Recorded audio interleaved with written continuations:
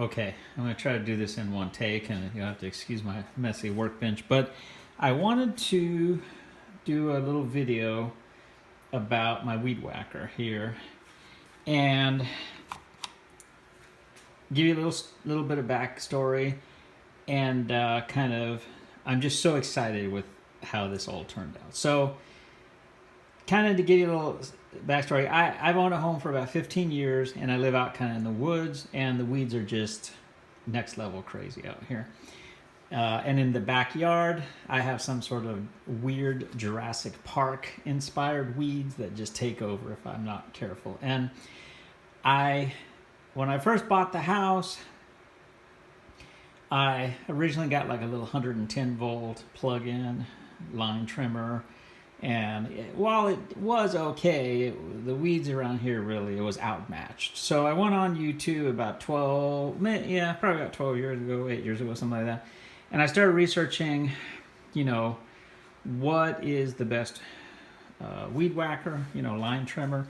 And I'm a big Stihl chainsaw guy. I think I had 5 chainsaws at one point. And so I went over to the local chainsaw, place, and I started asking the guys, what's the story on the weed whackers? And, and they were like, oh, well, you want this to do your lawn. I was like, hey, look, we're beyond, edging our lawn. I have serious weed problems, okay? Next step is getting some sort of, push lawnmower thing. He's like, oh, okay, well, in that case, here's what you want. You want the Stihl, and I told him it's got to be 2-stroke, okay? I love the smell of 2-stroke exhaust in the morning.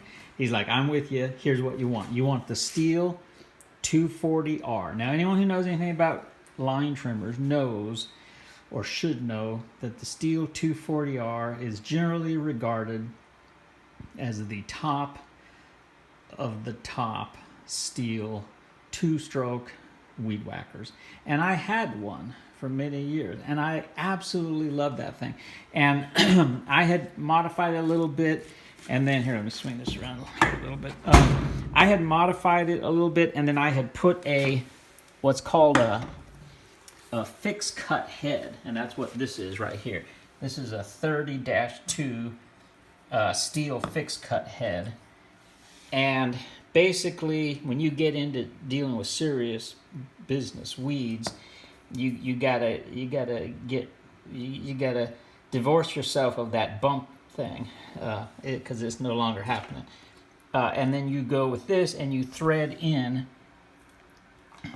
through your trimmer string. Now on the FS240R, I used to run some 0.155 diamond edge trimmer line, and I would run 4 big things, and it was basically like if you took a helicopter and turned it upside down and held it against your wheel, and it was phenomenal.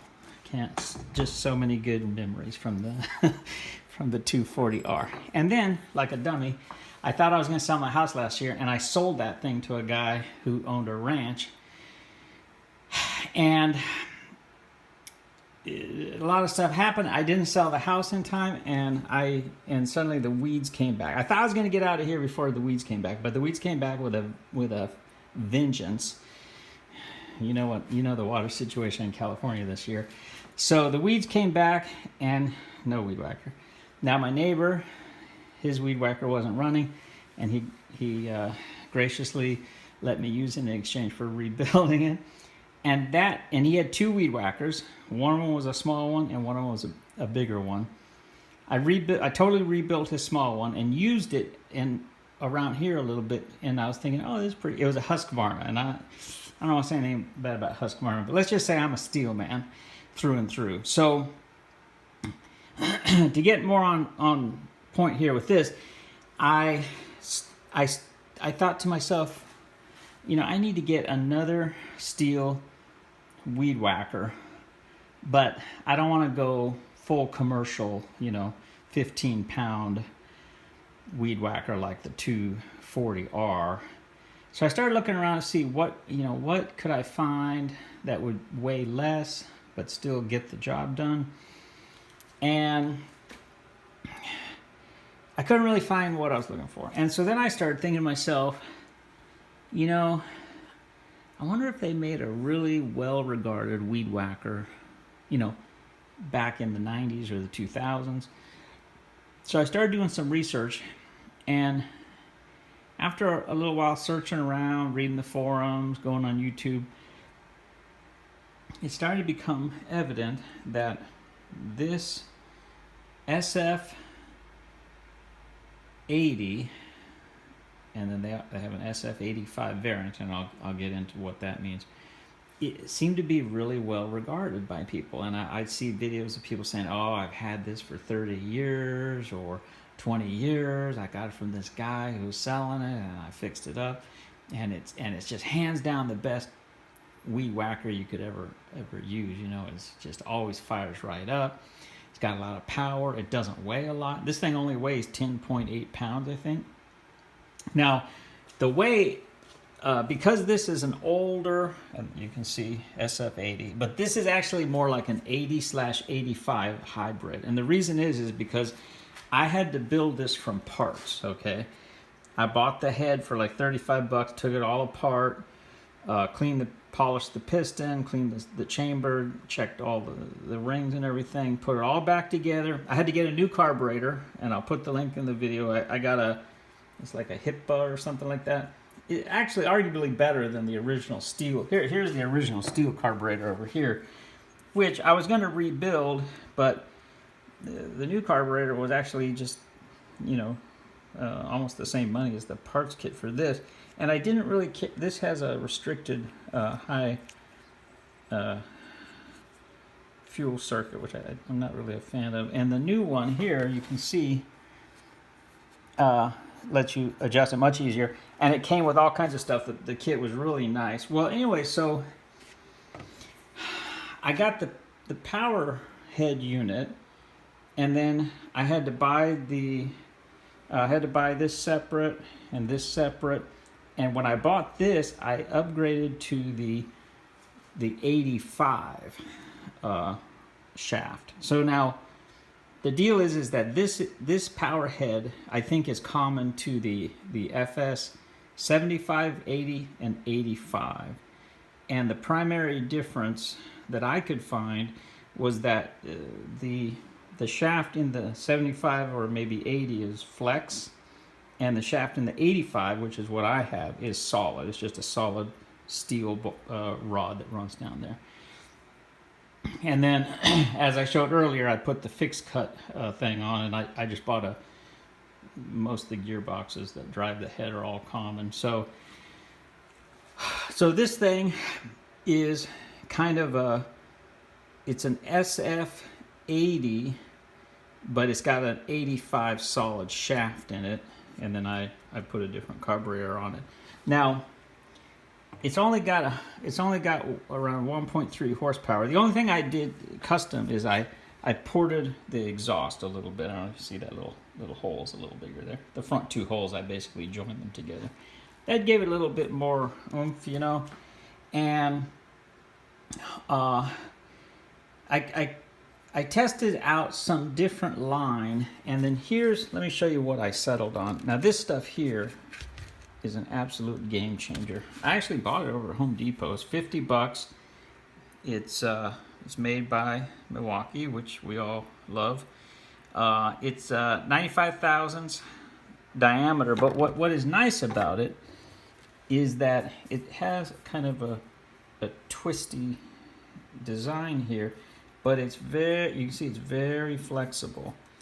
And by contrast, the trimmer line I used to run on my 240R was Diamond Edge 155, and it's kind of a diamond square shape. It's a real good line, don't get me wrong, but it's a little too big to spin on this, especially when you're using the FixCut head, because the drag of the line swinging out there causes the motor not to achieve its max RPMs. However, running this stuff here, I've been really impressed. This stuff is really long lasting, and I think that's a function of how flexible it is by comparison to some of the other ones. You can run this right up to the sidewalk or rocks or concrete, and it won't self-destruct the way some of the other heavier plasticky lines, they just burn off real quick. But for anyone who's kind of facing the same predicament that I was, which was, you know, I want kind of the effectiveness of an FS240R, but I don't want the weight. I can tell you from firsthand experience that this SF80/85 that I built is 9/10 the performance, especially when paired with this cord here and that FixCut 30-2 head running instead of four leads, just run 2 of this stuff. I can tell you from firsthand experience doing my yard here that this SF85, when it's properly tuned up and running well, it gets you 9/10 of what that 240R got you. And for anyone who's ever run a 240R with a fixed gear head, you know that is just scorched earth kind of weed whacking out there. So like I say, I'm just so thrilled with how this came out. Like I said, I had to build it from parts, but it took a few days. I'm pretty pleased with how everything came out. I'm into it about $190 total, I think, which I don't think is too bad. And it's just maybe as you can tell in the video, I'm just so excited about this. And I wanted to share my results. Like I say, for anyone who's got some serious weed stuff they need to knock down, or who's looking for kind of what could be used as a commercial medium, you know, light to medium commercial, maybe even moderately heavy commercial weed whacker, or for somebody who wants a very, very capable home, you know, kind of farm weed whacker for knocking out some heavy duty weeds, but without the weight nor the cost of going full, you know, FS240R, which that's, you know, that's about an $800 weed whacker. And like I say, I'm into this, you know, I mean, you can't go down and buy this from Stihl anymore, but I'm into this, you know, maybe $180, $190 all in. And it's just an absolutely phenomenal package. So for anyone out there kind of hunting around, trying to make a decision, I at least can highly recommend the FS80 or the FS85.